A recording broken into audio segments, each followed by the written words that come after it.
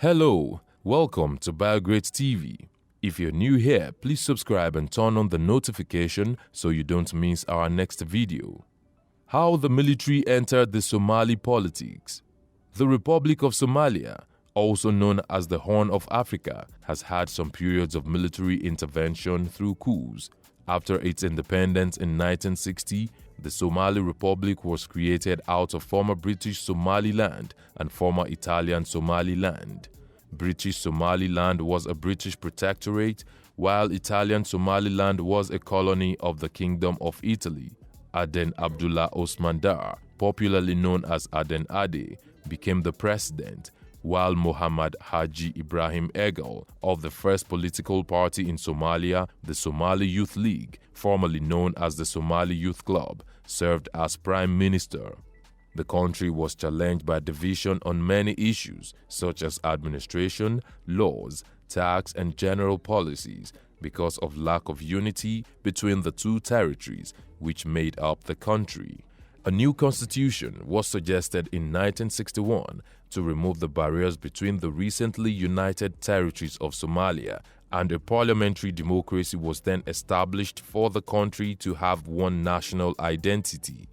Unfortunately, the new constitution failed to put an end to the division of ethnic groups and political beliefs. It was eventually rejected throughout the former state of Somaliland. Because the parliament of the Somali Republic had more representatives from the southern region of the country, it was much easier for it to order a referendum for the confirmation of the Act of Union in the entire country without the agreement of representatives from the northern region. The referendum was paused, and that sparked the conflict that followed in December 1961. This conflict was against the established Somali Authority, and it eventually led to the coup attempt in the northern region of Somalia. 18 young British-trained officers from northern Somalia planned the 1961 coup to put an end to the union. These junior officers wanted to take the major towns in Somaliland, but were quickly subdued and the coup attempt was stopped.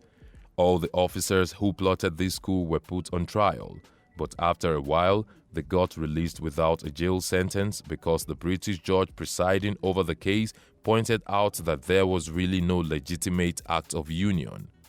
Later in 1964, the Somali Republic had its first National Assembly elections, with the Somali Youth League (SYL) winning more seats than the other parties combined.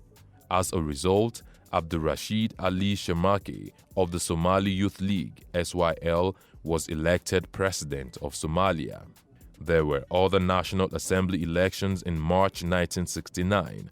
The number of parties contesting increased, but the Somali Youth League (SYL) had an even better result in this election.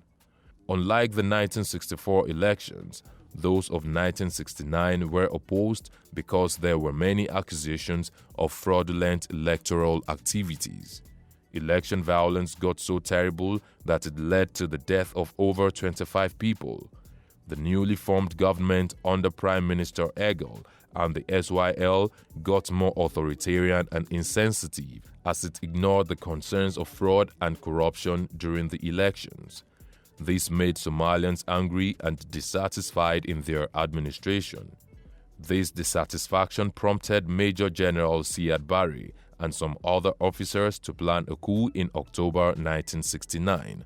Siad Barre, the commander of the Somali army, was a member of the Darod clan and a former Italian colonial police officer who had strong Marxist beliefs. Barre was also the leader of the Supreme Revolutionary Council, which was a group of highly ranked Somali military and police officers. On the 15th of October 1969, Abdurrashid Ali Shemake, the second president of Somalia, was shot dead by his bodyguard in the northern city of Las Anod. Following his death, an interim president, Sheikh Mukhtar Mohammed Hussein, was assigned.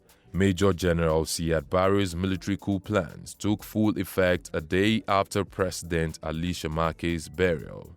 Following Barre's plot, There was a bloodless military takeover of the Somali government on the 21st of October 1969, led by Major General Siad Barre and executed by liberal military officers of the Supreme Revolutionary Council. There was a heavy shutdown of Mogadishu, a large city in Somalia.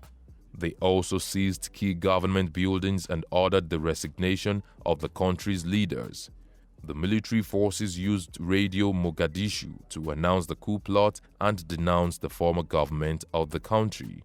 Major Siad Barre's Supreme Revolutionary Council suspended the constitution and removed both the country's parliament and the Supreme Court. In an attempt to stop the coup, soldiers of the Somali National Armed Forces tried to recover Mogadishu but couldn't. The coup executors kept Mogadishu on total lockdown. At the end of the coup, the interim president, Sheikh Mukhtar Mohamed Hussein, who used to be the Speaker of the Somali Parliament, and Prime Minister Mohamed Egal were replaced by Siad Barre.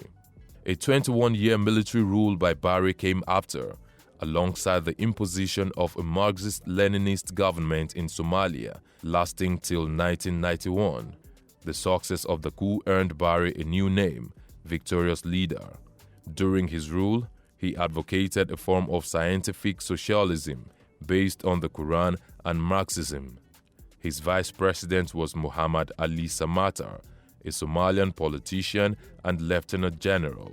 Samatar was also a member of the Supreme Revolutionary Council. What have we missed out of this history? Let's know in the comment section.